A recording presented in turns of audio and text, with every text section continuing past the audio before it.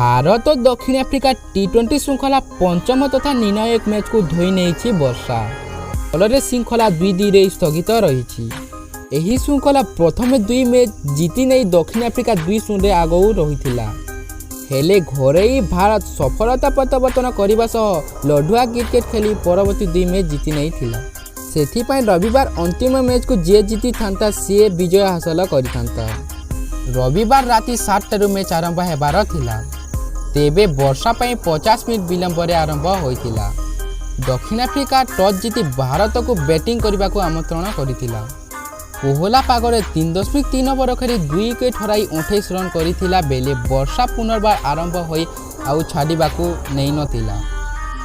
खेली हेबार कौनसी संभावना नथिबा बेले राति 9:37 रे एम्पायर खेल को बातिल कर देइथिले।